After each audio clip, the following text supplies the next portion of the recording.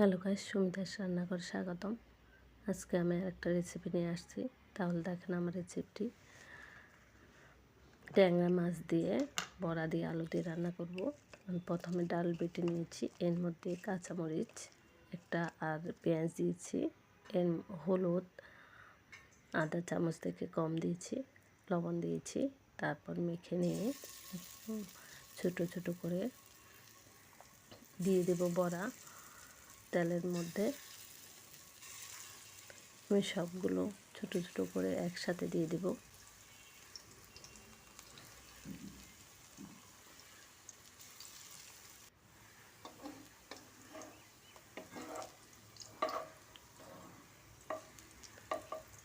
শীতকালে যে কোনো রান্না, যে কোনো সবজি দিয়ে, মাছ বা সবজি শুটকি যে কোনো তরকারি দিয়ে রান্না করলে খুব স্বাদ লাগে, কাঁচামরিচ ধনিয়া পাতা দিয়ে। তাই আজকে অন্যরকম একটা রান্না আপনাদের সাথে তুলে ধরেছি। আপনারা ভালো লাগলে আমার চ্যানেলটা সাবস্ক্রাইব করে দেবেন আর লাইক কমেন্ট শেয়ার করে দেবেন। এই তো আমার বড়া হয়ে গেছে। এবার আমি মাছগুলো আগে থেকে কেটে রেখেছি, কেটে ধুয়ে পরিষ্কার করে নিয়েছি। এর মধ্যে আমি হলুদ লবণ মেখে, তারপর ফ্রাই প্যানে তেল ছিল তার মধ্যে দিয়ে দেব।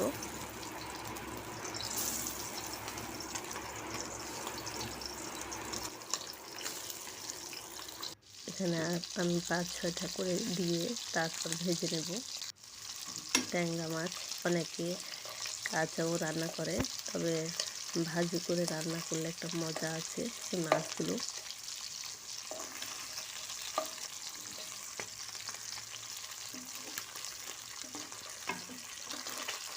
এই তো মাছ আমার এক পিঠ হয়ে গেলে অন্য পিঠ ভেজে নেব এভাবে।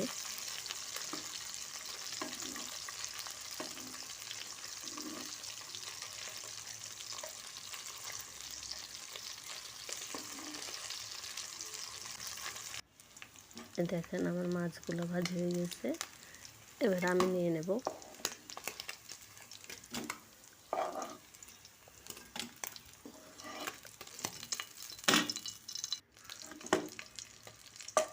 এটা আমার মাছ ভাজি হয়ে গেছে। এবার এর মধ্যে দিয়ে দেবো আলু। আমি এখানে ছোট ছোট 2টা আলু দিয়েছি, আপনারা শুধু বড়া দিয়েও করতে পারেন।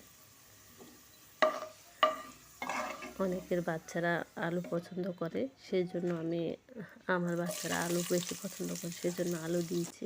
আপনারা আলুটা না দিলেও হবে, শুধু বড়া দিয়ে এই মাছটা রান্না করে দেখতে পারেন। এর মধ্যে পরিমাণ মতো লবণ দিয়ে দিলাম, হলুদ দিয়ে দিলাম আধা চামচ, তারপর দিয়ে দেবো মরিচের গুঁড়া 1 চামচের মতো। ভালোভাবে আমি মিশিয়ে নেব।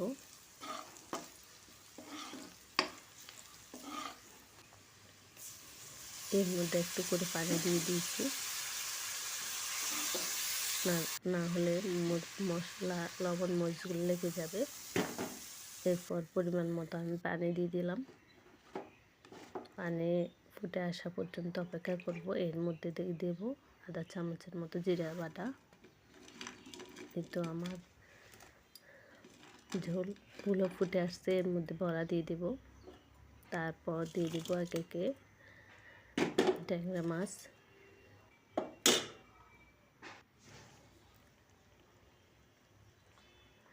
এই তো দেখেন ফুটে আসছে, অনেকটা হয়ে গেছে আমার মাছগুলা। এবার ধনিয়া পাতা দিয়ে আমি আরও কিছুক্ষণ রেখে তারপর নামিয়ে ফেলবো। এই তো দেখেন আমার মাছ হয়ে গেছে। এইভাবে আপনারা বাসায় রান্না করে দেখবেন, বড়া দিয়ে ট্যাংরা মাছ, খুব স্বাদ লাগবে। আমি রান্না করছি, খুব ভালো লেগেছে, আপনাদেরও ভালো লাগবে। আর সবাই ভালো থাকবেন। সবাইকে অনেক অনেক ধন্যবাদ।